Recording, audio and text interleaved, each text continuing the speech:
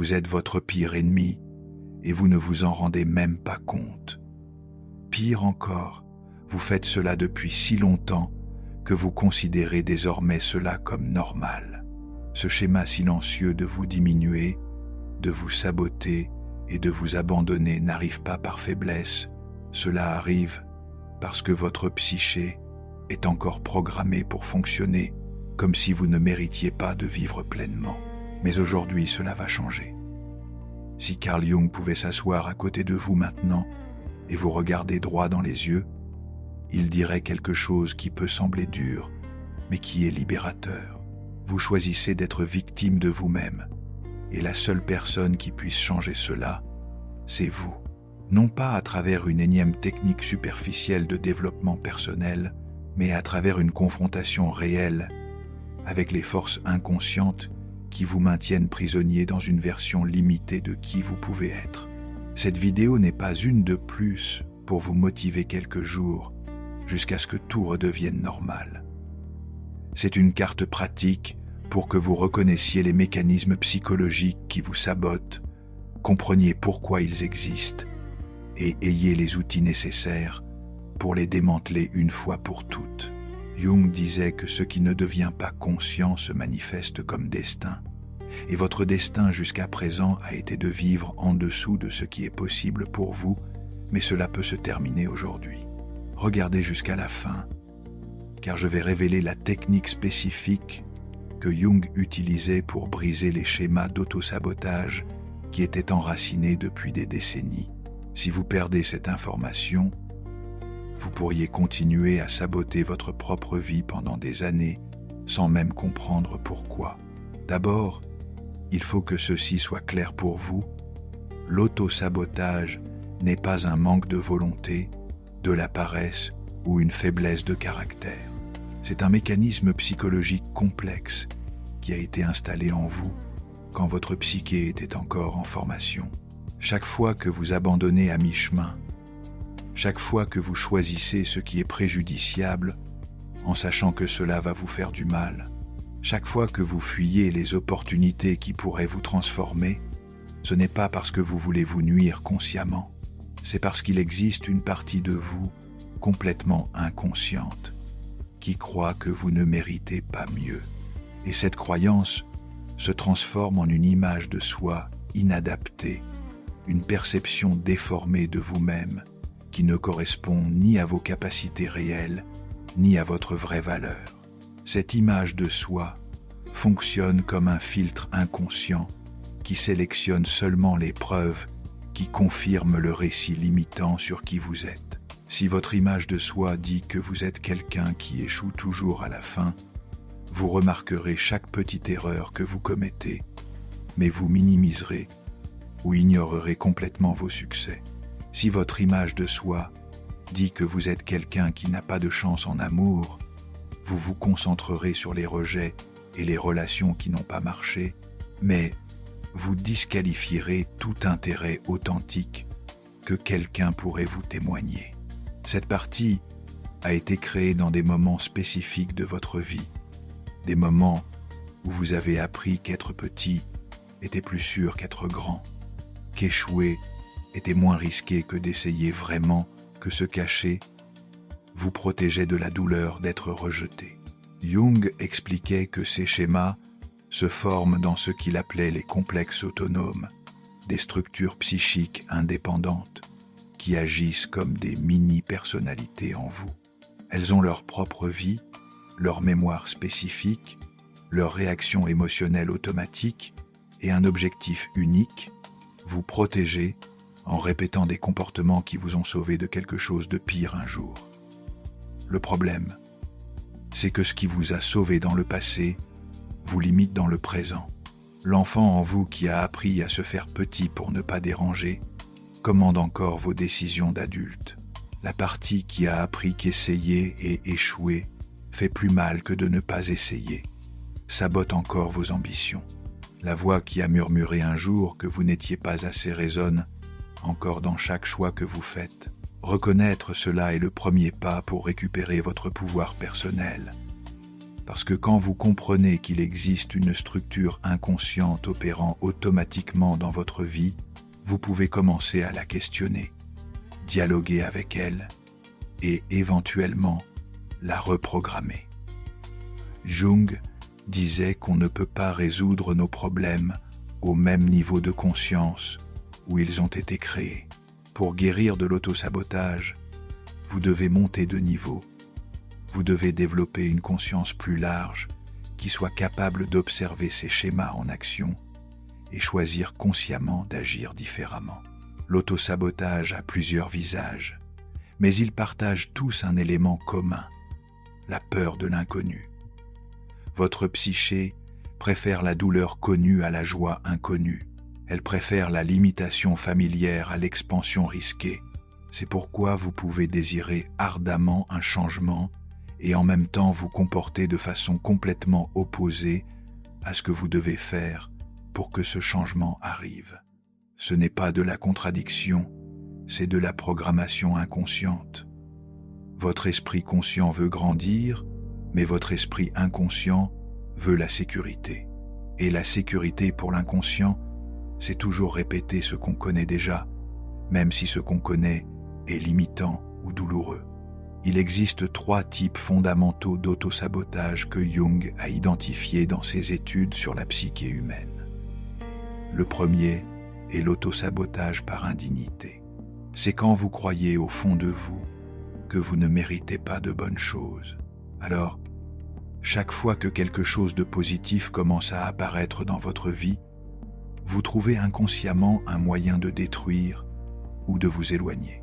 Cela peut être terminer une relation qui va bien, refuser une opportunité professionnelle prometteuse ou développer des comportements destructeurs justement quand les choses s'améliorent.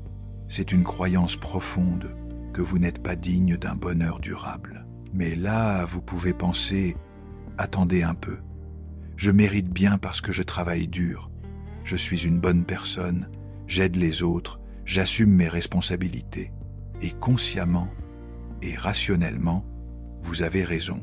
Le problème, c'est qu'il existe une différence profonde entre ce que notre esprit conscient croit et ce qui est gravé dans les couches inconscientes de la psyché. Ces croyances d'indignité ont été installées généralement dans l'enfance, quand vous n'aviez pas encore la capacité critique pour les remettre en question. Un enfant qui entendait constamment « tu n'arrives à rien faire correctement » ou « tu déranges toujours » quand les adultes parlent d'absorber ces messages comme des vérités absolues sur son identité. Des années plus tard, même si votre esprit adulte sait que vous êtes compétent et méritez de bonnes choses, il existe une partie inconsciente, opérant en arrière-plan, qui croit encore que vous n'êtes pas assez bien. C'est comme un programme tournant invisible dans votre système mental, contrôlant les comportements sans que vous vous en aperceviez. C'est pourquoi la personne peut désirer consciemment une relation saine, mais quand elle fonctionne vraiment, quelque chose en elle devient mal à l'aise et commence à saboter. Parce que cette voix inconsciente murmure « Des gens comme nous n'ont pas de relation heureuse durable ». Le deuxième type est l'autosabotage par peur du succès. Cela peut sembler contradictoire, mais beaucoup de personnes ont plus peur du succès que de l'échec.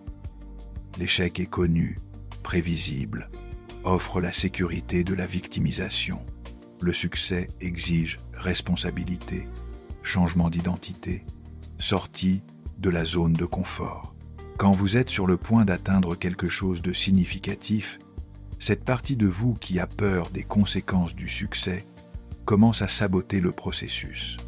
Vous procrastinez au moment crucial, prenez des décisions qui ruinent vos chances ou abandonnez simplement quand vous êtes le plus proche de l'objectif. Un exercice puissant que Jung recommandait pour ceux qui se reconnaissent dans ce schéma. Arrêtez-vous maintenant et demandez-vous honnêtement « Qu'est-ce qui m'importe que je perdrais si j'atteignais vraiment le succès que je désire ?» Par exemple, si vous obtenez cette promotion que vous voulez tant et peu, Perdrez-vous l'excuse de ne pas assumer de plus grandes responsabilités ou cesserez de recevoir la sympathie des amis qui vous consolent quand vous vous plaignez du travail? Si vous maigrissez et obtenez le corps que vous avez toujours voulu, perdrez-vous la protection d'être invisible ou cesserez d'utiliser le poids comme bouclier contre l'intimité? Si vous prospérez vraiment financièrement, perdrez-vous l'identification avec votre famille d'origine qui a toujours vécu dans la difficulté ou cesserez de recevoir les soins des gens qui vous aident quand vous êtes dans l'embarras? Ce dernier exemple, Carl Jung l'avait déjà documenté comme étant un des cas les plus courants chez ses patients, ce qui nous mène au troisième type qui est l'auto-sabotage par loyauté familiale inconsciente. C'est un des plus subtils et puissants. Parfois, grandir et prospérer signifie symboliquement abandonner sa famille d'origine ou la trahir. Si vous venez d'un environnement où le succès était vu comme quelque chose d'impossible ou difficile pour des gens comme vous, où les proches ont toujours vécu dans la limitation, votre psyché peut interpréter votre croissance comme une forme de trahison envers ceux qui ont toujours été à vos côtés. Alors, elle sabote vos tentatives d'évolution pour que vous restiez loyal au schéma familial, même si consciemment vous voulez sortir de ce schéma. Jung observait que ces mécanismes sont complètement inconscients chez la plupart des gens. Ils sentent les effets, se frustrent avec les résultats, mais ne peuvent pas identifier l'origine réelle du problème. C'est comme être dans une bataille avec un ennemi invisible. Vous sentez les coups, mais vous ne savez pas d'où ils viennent. C'est pourquoi il est si important de développer ce que Jung appelait la fonction transcendante, la capacité de la conscience à observer ses propres processus psychiques sans s'identifier complètement avec eux. Quand vous arrivez à voir l'auto-sabotage en action, il perd une bonne partie de son pouvoir sur vous. Le premier signe que vous vous sabotez est une déconnexion entre vos désirs conscients et vos actions concrètes. Vous dites que vous voulez une chose, mais agissez de façon à rendre cette chose impossible. Vous voulez maigrir, mais mangez de façon compulsive justement quand vous faites des progrès. Vous voulez une relation saine, mais choisissez toujours des personnes indisponibles ou problématiques. Vous voulez grandir professionnellement, mais arrivez en retard, ne respectez pas les délais ou créez des conflits inutiles. Cette inadéquation n'est pas un manque de discipline, c'est votre inconscient travaillant contre votre volonté consciente. Le deuxième signe est ce que Jung appelait les réactions émotionnelles disproportionnées. Quand quelque chose qui devrait être positif vous génère une anxiété inexplicable, quand les opportunités vous font sentir de la panique au lieu de l'enthousiasme, quand les compliments sincères vous dérangent plus que les critiques, cela indique qu'il existe un complexe inconscient qui s'active. La partie de vous qui ne se sent pas méritante réagit avec alarme à tout ce qui menace l'identité limitée qu'elle a construite. Le troisième signe est la tendance à minimiser vos conquêtes et amplifier vos erreurs. Quand vous atteignez quelque chose d'important, vous trouvez rapidement des façons de diminuer l'importance ou d'attribuer le succès à la chance ou à des facteurs externes. Mais quand vous commettez une erreur, si petite soit-elle, vous la traitez comme une preuve définitive de votre incompétence ou inadéquation. Ce schéma vous maintient dans une identité petite et sûre, loin des risques qu'exige une croissance réelle. La guérison de l'autosabotage ne commence pas en essayant de forcer des changements comportementaux. Elle commence avec une compréhension profonde des mécanismes qui opèrent. Jung a développé plusieurs techniques pour amener ces contenus inconscients à la lumière de la conscience. La première est ce qu'il appelait l'amplification symbolique. Elle consiste à observer les schémas répétitifs dans votre vie comme s'ils étaient des symboles de quelque chose de plus profond. Au lieu de vous juger pour répéter les mêmes erreurs, vous vous demandez quelle partie de moi essaie de se protéger à travers ce comportement. Quelle était la situation originale où j'ai appris qu'agir ainsi était nécessaire pour ma sécurité. Quand vous vous apercevez que vous vous sabotez, au lieu de vous critiquer ou d'essayer de forcer un changement, vous dialoguez intérieurement avec la partie qui cause le sabotage. Vous lui demandez directement « De quoi essaies-tu de me protéger ? Qu'est-ce que tu as peur qu'il arrive si je grandis vraiment ? Quelle est ta fonction positive ? » Ce dialogue n'est pas de la fantaisie ou de la rêverie, c'est une façon pratique d'accéder à des informations importantes qui sont hors de portée de votre conscience normale. La troisième technique est l'intégration graduelle à travers de petits risques conscients. Au lieu d'essayer des changements radicaux qui activent toute la résistance inconsciente, vous faites de petits choix qui défient doucement les schémas limitants. Si vous avez l'habitude de vous saboter dans les relations, vous pratiquez d'être un peu plus ouvert dans des amitiés sûres. Si vous sabotez les opportunités professionnelles, vous acceptez de petites responsabilités supplémentaires sans vous engager dans des changements dramatiques. Cela permet à l'inconscient de s'habituer graduellement à l'idée que grandir peut être sûr. Jung comprenait que la résistance au changement a toujours une fonction positive cachée. Elle n'existe pas pour vous nuire malicieusement. Elle existe pour vous protéger de quelque chose qui, à un moment donné, représentait un danger réel. L'enfant qui était ridiculisé pour avoir tenté quelque chose de nouveau a développé une résistance à s'exposer qui, à l'époque, était nécessaire pour sa survie émotionnelle. L'adolescent qui était rejeté quand il se déclarait a développé une résistance à l'intimité qui le protégeait de plus de douleur. Le jeune adulte, qui était licencié après un conflit, a développé une résistance à se positionner qui évitait les confrontations. Le problème, c'est que ces protections restent actives même quand les circonstances sont complètement changées. Vous n'êtes plus l'enfant vulnérable, vous n'êtes plus dans l'environnement toxique. Vous n'avez plus besoin de vous cacher pour survivre.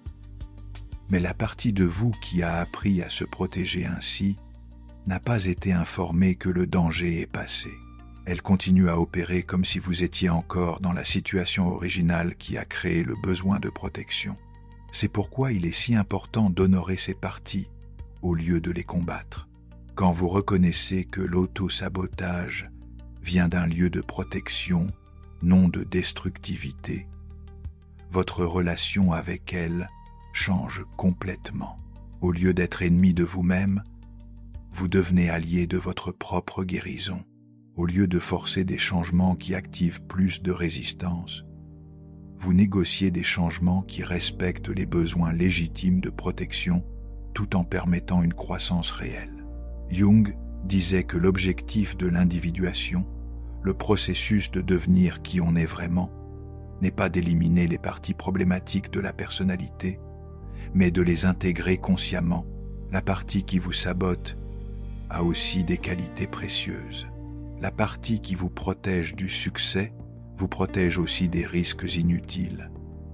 La partie qui vous maintient petit vous maintient aussi humble. Le travail n'est pas de détruire ces parties, c'est de les éduquer sur la réalité actuelle et de trouver des façons d'exprimer leurs fonctions positives sans limiter votre croissance.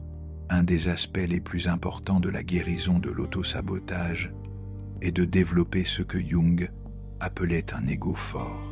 Non pas l'ego gonflé qui a besoin de prouver sa supériorité, mais l'ego mûr qui peut prendre des décisions conscientes même quand il ressent de la peur ou de la résistance.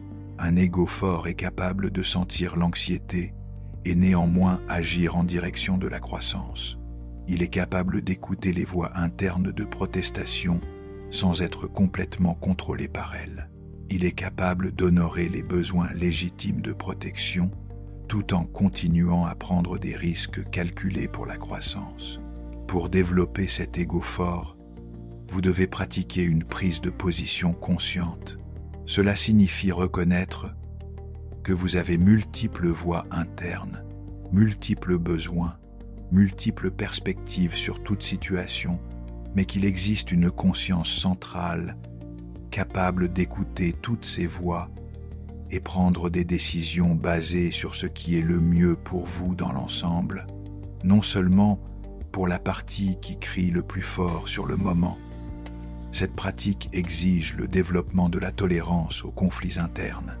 L'autosabotage arrive souvent parce que nous ne pouvons pas supporter la tension entre vouloir grandir et vouloir rester en sécurité, entre vouloir changer et vouloir garder les choses comme elles sont. Au lieu de prendre une décision consciente qui honore les deux besoins, nous permettons à la partie la plus anxieuse de prendre contrôle et saboter le processus. Apprendre à soutenir cette tension sans résoudre prématurément est une compétence cruciale pour surmonter les schémas saboteurs. Jung a aussi identifié que l'autosabotage est intimement lié à ce qu'il appelait l'ombre personnelle, toutes ces parties de nous-mêmes que nous avons appris à nier, réprimer ou cacher. Quand nous nions des aspects de nous-mêmes, ils ne disparaissent pas. Ils opèrent simplement hors du contrôle conscient. Si vous niez votre ambition, elle peut apparaître comme autosabotage d'opportunité. Si vous niez votre besoin de reconnaissance, vous pouvez saboter des situations où vous seriez naturellement reconnu. Si vous niez votre besoin d'intimité, vous pouvez saboter des relations qui s'approfondissent. L'intégration de l'ombre est un processus graduel de reconnaître et accepter des aspects de soi-même qui ont été jugés comme inacceptables. Il ne s'agit pas d'agir impulsivement sur tous les impulses réprimés, mais de reconnaître qu'ils existent et trouver des façons conscientes et constructives de les exprimer. Quand vous arrêtez de lutter contre des parties de vous-même, elles arrêtent de lutter contre vous. Un exemple pratique: si on vous a toujours enseigné que vouloir de la reconnaissance, c'est de la vanité et de l'égoïsme, vous avez être développé de vous saboter dans des situations où vous seriez naturellement mis en valeur. L'ombre, dans ce cas, est votre besoin légitime d'être vu et valorisé. Intégrer cette ombre signifie reconnaître que vouloir de la reconnaissance est humain et naturel, et trouver des façons saines de chercher et recevoir de la reconnaissance sans vous sentir coupable ou avoir besoin de vous saboter. Jung observait que beaucoup de personnes passent leur vie entière à lutter contre elles-mêmes parce qu'elles ne peuvent pas accepter qu'elles sont des êtres complexes avec des besoins multiples et parfois contradictoires. Elles veulent être seulement bonnes, seulement rationnelles, seulement détachées, seulement généreuses. Mais elles nient qu'elles sont aussi compétitives, émotionnelles, possessives, égoïstes. Ces parties niées ne disparaissent pas. Elles deviennent source d'auto-sabotage. La maturité psychologique inclut la capacité de reconnaître et accepter la complexité de la nature humaine. Vous n'êtes pas seulement lumière, vous êtes aussi ombre. Vous n'êtes pas seulement constructeur, vous êtes aussi destructeur. Vous n'êtes pas seulement aimant, vous êtes aussi agressif. Vous n'êtes pas seulement généreux, vous êtes aussi égoïste. Accepter cela ne signifie pas agir destructivement. Cela signifie arrêter de gaspiller de l'énergie à lutter contre des aspects inhérents de votre humanité et apprendre à les exprimer de façon consciente et constructive. Quand vous arrêtez de vous saboter, votre vie ne devient pas automatiquement parfaite ou libre de défis. Ce qui change, c'est votre capacité à affronter les défis de façon plus consciente et efficace. Au lieu de créer des problèmes inutiles à travers le sabotage inconscient, vous pouvez concentrer votre énergie à gérer les défis réels et inévitables de la vie. Au lieu de gaspiller les opportunités par peur inconsciente, vous pouvez les évaluer consciemment et faire des choix basés sur une perspective plus complète de la situation. Jung croyait que le but ultime de la vie n'est pas d'éviter la souffrance ou atteindre le plaisir permanent, mais développer la conscience et devenir qui on est vraiment. L'autosabotage empêche ce processus parce qu'il vous maintient prisonnier dans une version limitée de vous-même, basée sur des peurs et des croyances périmées. Quand vous guérissez de l'autosabotage, vous ne faites pas seulement améliorer votre vie pratique, vous répondez à l'appel le plus profond de votre âme pour devenir entièrement vous-même. Le processus de guérir l'autosabotage est aussi un processus de développer une vraie autocompassion. Non pas l'autocompassion sentimentale qui vous fait vous victimiser face aux circonstances, mais l'autocompassion mûre qui reconnaît que vous avez fait de votre mieux avec les ressources internes et externes que vous aviez disponibles à chaque moment. Vos tendances de sabotage-risque ont eu du sens dans le contexte où elles ont été créées. Elles ont été des solutions intelligentes pour des problèmes réels que vous avez affrontés. Honorer cela ne signifie pas rester prisonnier de ces solutions périmées, cela signifie les remercier pour ce qu'elles ont fait pour vous. Et expliquer gentiment que maintenant vous avez de meilleures ressources disponibles. C'est comme remercier une vieille voiture qui vous a mené dans beaucoup d'endroits, mais reconnaître que maintenant vous avez des moyens de transport plus efficaces et appropriés pour vos besoins actuels.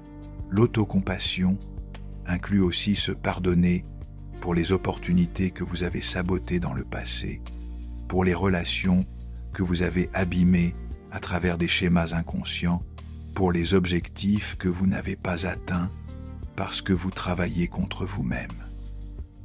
Ce pardon n'est pas de l'indulgence, c'est de la libération. Quand vous arrêtez de porter culpabilité et honte sur l'autosabotage passé, vous libérez de l'énergie qui peut être utilisée pour faire des choix plus conscients dans le présent. Jung a fréquemment dit que peu importe ce qui vous est arrivé, ce qui importe c'est ce que vous faites avec ce qui vous est arrivé. Vos expériences d'auto-sabotage, si douloureuses qu'elles aient été, ont aussi été des opportunités d'apprendre sur le fonctionnement de votre propre psyché. Chaque schéma saboteur que vous identifiez et comprenez est une connaissance précieuse sur vous-même que vous pouvez utiliser pour faire des choix plus conscients dans l'avenir. Le dernier aspect crucial de la guérison de l'autosabotage est de développer la foi en votre propre capacité de croissance et changement. Beaucoup de personnes se sabotent parce que, fondamentalement, elles ne croient pas qu'elles sont capables de soutenir des changements positifs. Elles essaient de grandir, obtiennent quelques progrès, mais après sabotent parce qu'une partie d'elles ne peut pas croire que le changement peut être permanent. Développer cette foi ne vient pas de pensées positives forcées, elle vient d'accumuler des preuves concrètes de votre capacité à faire des choix conscients et les soutenir dans le temps. Cela signifie commencer avec des changements petits et gérables que vous pouvez vraiment soutenir. Chaque fois que vous faites un choix conscient au lieu d'un choix saboteur, chaque fois que vous reconnaissez un schéma en action et choisissez d'agir différemment, chaque fois que vous honorez un engagement envers vous-même, vous construisez une preuve interne que changement réel est possible pour vous. Jung voyait ce processus comme fondamentalement spirituel, pas dans le sens religieux nécessairement, mais dans le sens de vous connecter avec des aspects plus profonds et authentiques de vous-même. Quand vous arrêtez de vous saboter, vous arrêtez de vivre une vie basée sur la peur et la limitation et commencez à vivre une vie basée sur la possibilité et la croissance consciente. Cela ne signifie pas que la vie devient facile ou que vous n'affrontez plus jamais de défis. Cela signifie que vous affrontez la vie comme qui vous êtes vraiment au lieu d'une version limitée créée par des expériences passées. Si vous êtes arrivé jusqu'à ce point et avez reconnu des schémas d'auto-sabotage dans votre propre vie, le plus important maintenant, c'est de ne pas utiliser cette information comme une autre façon de vous critiquer. La conscience du problème est le premier et plus important pas vers la guérison. Mais il peut être tentant de transformer cette conscience en une autre source d'auto-jugement. À la place, utilisez cette conscience comme un outil de libération. Chaque fois que vous percevez l'autosabotage en action, faites une pause, respirez et demandez-vous « Quelle partie de moi essaie de me protéger maintenant ? De quoi a-t-elle peur ? Comment puis-je honorer son besoin de protection tout en faisant quand même un choix qui serve ma croissance ?»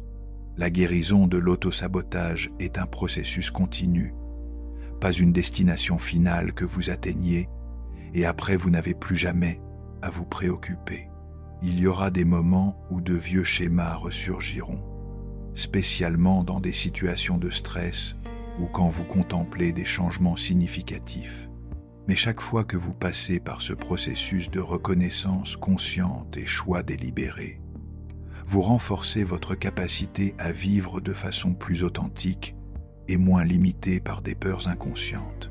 Jung croyait que le travail d'individuation, de devenir qui on est vraiment, est le travail le plus important qu'une personne puisse faire, non seulement pour elle-même, mais pour le monde.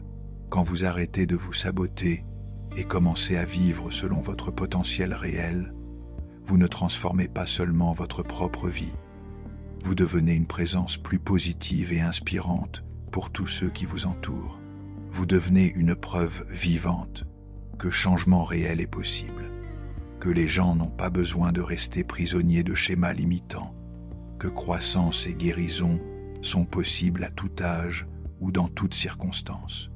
Donc, si vous vous êtes reconnu dans cette vidéo, si vous avez identifié des schémas d'auto-sabotage qui limitent votre vie, sachez que vous n'êtes pas seul et que changement est possible. Commencez petit, soyez patient avec vous-même, cherchez à comprendre au lieu de juger, et souvenez-vous que chaque moment est une nouvelle opportunité de faire un choix conscient en direction de la croissance.